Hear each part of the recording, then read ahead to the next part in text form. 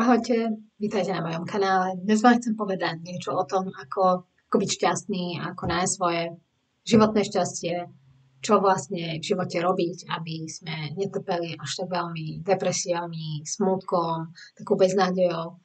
Takže ako sa hovorí, všetko zlé je na niečo dobré, tak je to pravda. Niečo nás to naučí, aj ten smútok. Takisto sa hovorí, že po každom daždi vyjde znovu slnko a to je tiež pravda, pretože nič netrvá väčšine a žiaden ten smutok není až tak úplne strašný asi, aby sme ho nemohli vydržať, aj keď určite sú veľmi ťažké situácie v živote. Takisto sa hovorí, že po každej noci a po každej tme vyjde nové ráno. A to je takisto pravda. Každý deň sa môžeme zobudiť do nového rána a každý deň môžeme začať na novo s novou nádejou, takže určite odporúčam vám nestrácať nádej a vždycky bojovať za niečo. Vždycky si nájsť niečo nové, niečo pekné, prečo sa oplatí žiť a čo dokáže váš život spraviť lepším, krajším a farebnejším.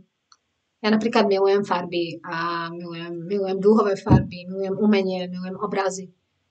A mne dáva veľkú posilu to, keď vidím nejaké nádherné farby s nádherným teda namalovaným obrazom alebo oblečenie, ktoré je v zaujímavých farbách, odtieňoch, šaty, keď sú nejaké krásne a vidím ich na nejakej žene, ktorej sa to hodí.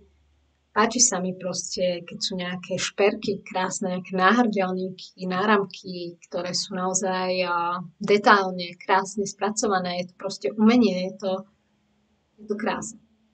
Takže v živote určite nájdete veľmi veľa krásy a fariem, dokonca aj v prírode. Milujem západy slnka, východy slnka, aj keď tie východy teda málo kedy vidím, skôr teda západy slnka, keď chodím venčiť svojho psa. Ale vždy a všade proste môžete vidieť nádherné obrazy, či už na fotkách, na filmoch, na nejakých YouTube videách. Môžete si pozrieť peknú komédiu, môžete si pozrieť aj napínavý film, ktorý sa ale skončí dobre napríklad. Takže vždy v živote, hlavne v dnešnej dobe, teda môžete nájsť mnohé spôsoby, ako si dopriať radosť, ako si dopriať dobré jedlo, dobrú sladkosť. Ale vždycky samozrejme s mierou. Čo by som ešte také vám povedala? No, skúste objaviť to, čo robí radosť vám a čo by mohlo urobiť radosť aj druhým. Napríklad druhým ľuďom. Pomáhať im nejako, tiež ich nejako povzbudiť. Dať im napríklad nejaké svoje oblečenie, ktoré už vám nie je dobré. Poskytnúť zadarmo niekomu niečo zo svojich vecí. Darovať nejaké to svoje oblečenie, svoje kabelky, ktoré už moc nenosíte alebo ktoré viete, že už nebudete viac nosiť. Skúste napríklad ísť do nejakého útulku a vyvenčiť psíka. On sa poteší a vy sa potešíte, budete mať pohyb. Skúste cvičiť, skúste ísť na nejakú túru, skúste ísť na nejaký hrad, zámok, skúste ísť do muzea, hoci aj sami. Alebo do galérie, do kina, do reštaurácie, stále môžete ísť aj sami. Viem, že je to niekedy nepríjemné, niekedy zvláštne. Nie každý má na to hneď odvahu, ale môžete to skúšať. Môžete si to dať ako výzvu a za každým sa posúvať vpred.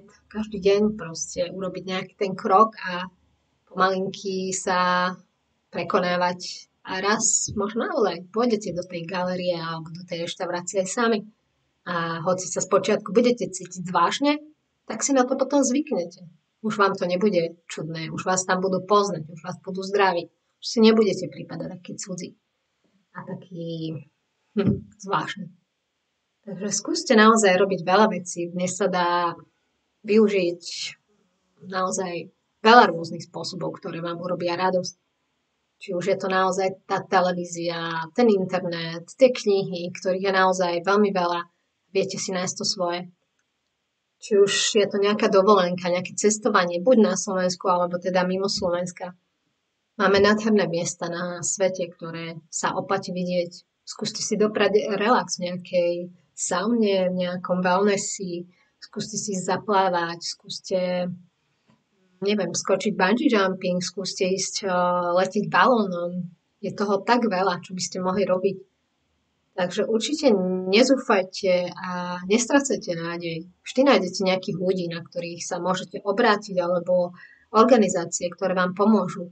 Dole vám nechám pod videom nejaké tie organizácie, ktoré pomáhajú ľuďom, keď sa necítia dobre a keď majú nejaký problém. Takže ak máte naozaj ťaživú situáciu a myslíte, že to už nezvládate, tak určite sa im ozvite a nehambite sa.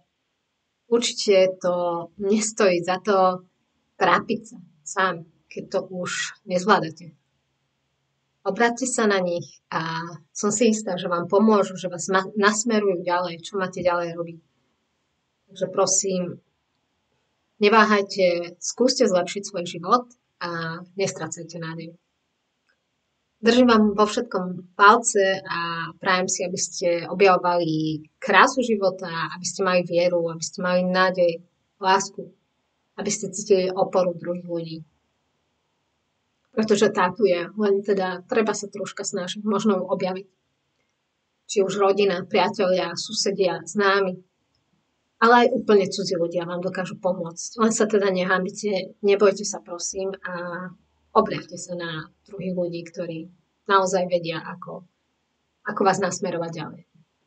Majte sa zatiaľ krásne a dúfam, že objavíte sami seba a svoje šťastie a pôjdete si za tým svojím šťastím stále ďalej a ďalej.